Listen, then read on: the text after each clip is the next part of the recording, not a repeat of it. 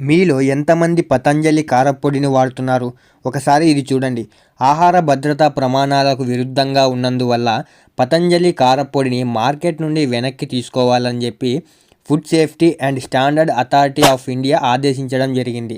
దీనివల్ల batch number AJD240012 ఉన్న 4 టన్నుల కారప్పొడిని మార్కెట్ నుండి వెనక్కి రప్పిస్తోంది పతంజలి.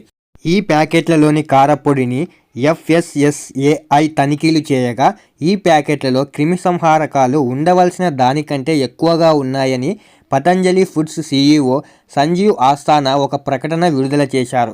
ఏదైతే AJD240012 బ్యాచ్కి చెందిన కారప్పొడిని కొన్న వినియోగదారులు కొన్న చోటే వెనక్కి ఇచ్చి తమ పూర్తి డబ్బును వెనక్కి తీసుకోవాలని పతంజలి CEO సంజీవ్ ఆస్థానా తెలిపారు. ప్రస్తుతం పతంజలి అని మాత్రమే కాదు, మనం వినియోగిస్తున్న రకరకాల కారప్పొడిలు కల్తీ చేస్తున్నారు. వీటిలో ఇటుక పొడి కలపడం లేదా ఫుడ్ కలర్స్ ఇంకా కొన్ని రకాల కెమికల్స్ కారప్పొడి కంటే తక్కువ ధరకే లభించడంతో కారప్పొడిలో విచ్చలవిడిగా కలిపేస్తున్నారు.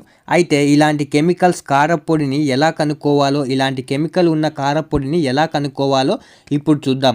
ఒక గ్లాసులో నీళ్లు తీసుకొని అందులో ఒక చెంచా కారం పొడిని వేయండి. ఇందులో స్వచ్ఛమైన కారప్పొడి మునిగిపోతుంది.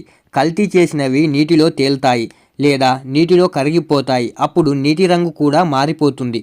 రెండవది, కారప్పొడిలో కొద్దిగా హైడ్రోక్లోరిక్ యాసిడ్ లేదా ఒక నిమ్మకాయ తీసుకొని ఆ నిమ్మరసం నీటిలో కలపండి. తెల్లని నురగ వస్తే ఇందులో కెమికల్స్ ఉన్నాయని మనకు అర్థమవుతుంది. లేదా కొద్దిగా కారప్పొడిని అరచేతిలో వేసుకొని కొంచెం నీళ్లు వేసి అరచేతిపై కారప్పొడిని రుద్దండి. మీ చేయికి రంగు అంటుకుంటే ఇందులో ఆర్టిఫిషియల్ కలర్స్ యాడ్ చేశారని అర్థం. ఈ విధంగా మనం బయట నుంచి తీసుకొచ్చిన కారప్పొడిని కల్తీదా లేదా స్వచ్ఛమైనదా అని కనుక్కోవచ్చు.